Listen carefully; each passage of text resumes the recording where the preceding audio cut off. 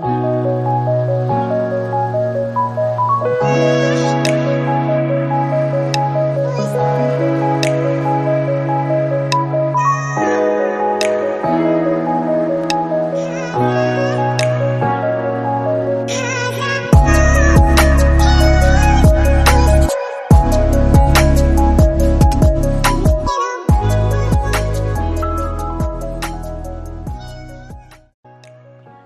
guys, welcome back to my YouTube channel. ඔන්න ඉතින් ආයිත් කාලෙකට පස්සේ මම වීඩියෝ එකක් අරගෙන ආවා. එහෙනම් ඉතින් අපි යමු වීඩියෝ එකට.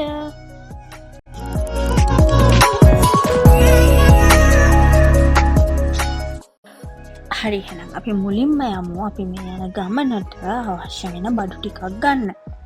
අපි යන ගමන් මග තියෙන සුපර් මාකට් එකකට ගියා.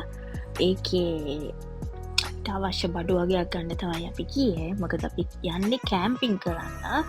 ඉතින් අපිට කැම්පින් වලට අවශ්‍ය බඩු වගේක් තිබ්බා. යන ගමන් ගන්න. ඉතින් අපි ඒව ගන්න තමයි මේ සුපර් මාකට් එකට ගිහින් ඉන්නේ. ඊට පස්සේ අපි ඉතින් මේ බඩු ටිකත් අරගෙන අපේ ඩෙස්ටිනේෂන් එකට යන්න පිටත් වුණා. සිලිලාර සිත නයනා හෘදේ සිඹිනා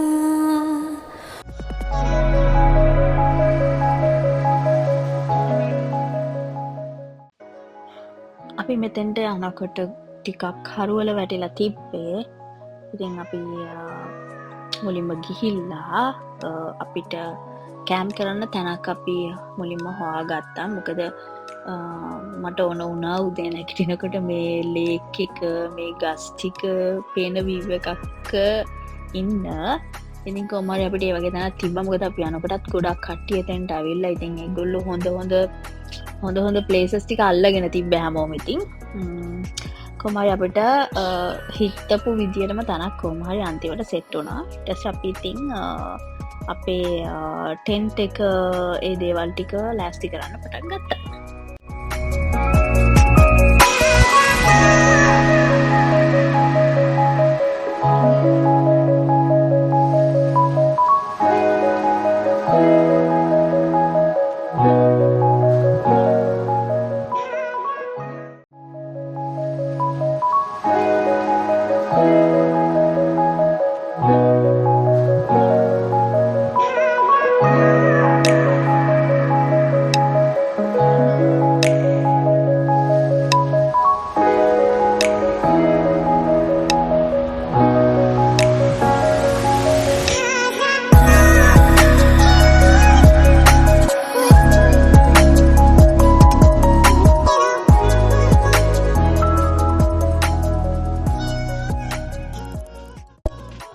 ඊට පස්සේ අපි බාබකියු දාන්න පටන් ගත්තා. බාබකියු දාන්න අවශ්‍ය දේවල් අපි ඔක්කොම අරගෙන ආවේ. මම චිකන් ගෙදරදීම මැරිනේට් කරන් අරන් ආවා. ඊට පස්සේ මේ තියෙනවා අපි සොසේජ් වගේක් ගෙනාවා. ඒක නම් ලංකාවේ සොසේජ් එකක්. මම ලංකාවෙන් ඉන්නකොට අරන් ආවේ. ඒකට අපි හරිම ආසයි. ඊට පස්සේ අපි බාබකියු අපේ චිකන් ඔක්කොම බාබකියු කරගෙන අපි දෙන්න වාඩි වෙලා සින්දුවක් අහන ගමන් අර ලස්සන ලේක් එක දිහා බලාගෙන මෙන්න මෙහෙම ඉතින් ගොඩාක් වෙලා පැය ගාණක් කාලය ගත කරා ඉතින්. කාටත් කලින් මාගෙවෙන්න ආයේ ලබන ජන්මයේ. අපි මෙතනට යනකොට නම් එහෙම ලොකු සීතලක් තිබ්බේ නැහැ. නමුත් රෑ වෙද්දී 11 වෙද්දී මාරම සීතලයි. ඉතින් අපි ඊට පස්සේ ගිනිමැලයකුත් පත්තු කරගත්තා. මෙතන ගිනිමැල පත්තු කරන්න ඇත්තටම තහනම්. ඒ කියන්නේ පොළවේ පත්තු කරන්නයි තහනම්. අපි මෙහෙම ප්ලේට් එකක් උඩ නැත්තම් ඔය කැම්පින් වලට බඩු ගන්න තැන්වල තියෙනවා මෙහෙම ගිනිමැල පත්තු කරන නිකන් කඳවන්න කොටුවක් වගේ එකක්. ඒකට කියන නම් මන් දන්නේ නැහැ. ඉතින් ඒ වගේ එකක පත්තු කරලා තිබ්බොත් ප්‍රශ්නයක් නැහැ. මෙතන සිකියුරිටිස්ලා ඉන්නවා. එයාලා බලනවා මේව ඇවිල්ලා. ඉතින් මෙහෙම කරලා තිබ්බම ඒගොල්ලෝ මුකුත් කියන්නේ නැහැ. අර පොළවේ පත්තු කරාම එතන ඇත්තටම කැත වෙනවනේ. ඉතින් ඒ නිසා එහෙම දේවල් කරන්න එපා. එහෙනම් ඉතින් good night. ආයෙ අපි හෙට උදේට හම්බෙමු.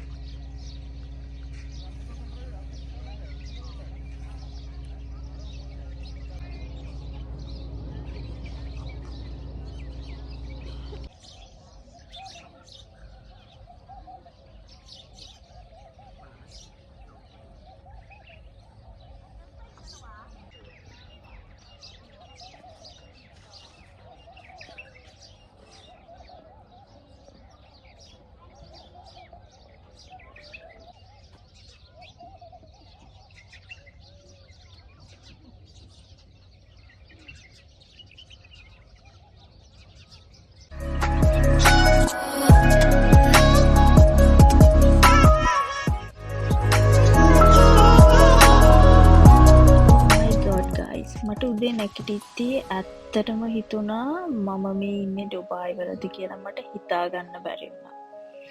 ඊට පස්සේ ඉතින් අපි උදේ නැගිටලා මේ ලස්සන view එකක් ටිකක් බලලා අපේ බ්‍රෙක්ෆාස්ට් හදන්න පටන් ගත්තා. බ්‍රෙක්ෆාස්ට් එකට ඉතින් අපි ඊසි දෙයක් කරන්න ඕන නිසා අපි නූඩල්ස් හදලා අපි බ්ලැක් ටී හදාගත්තා. of course කොත්තුමේ ඉතින් කොහෙ ගියත් වරදින්නේ නෑනේ.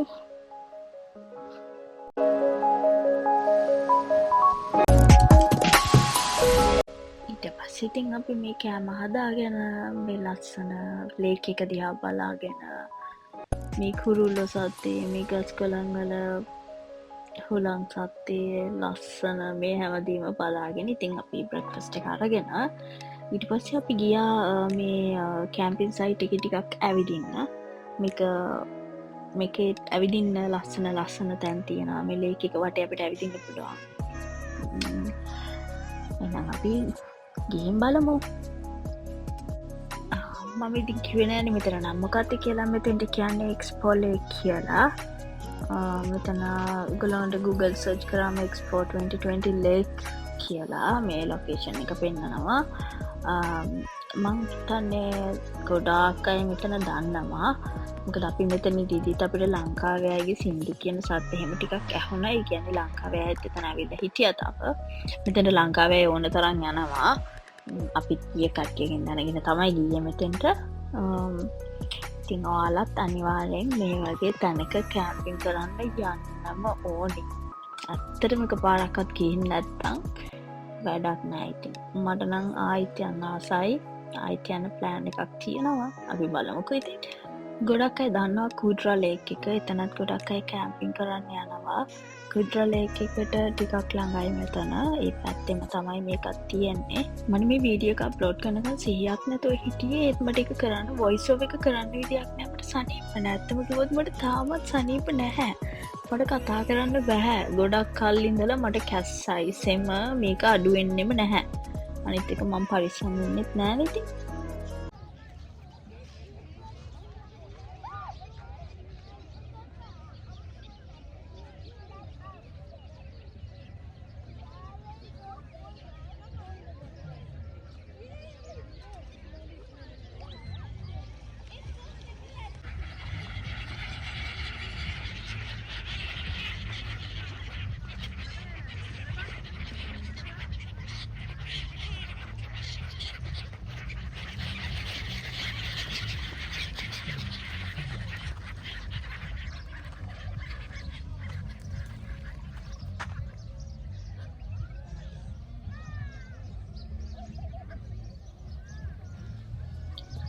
මෙතන ටිකක් ඇවිදලා ඊට පස්සේ අපි පටන් ගත්තා පැක් කරන්න.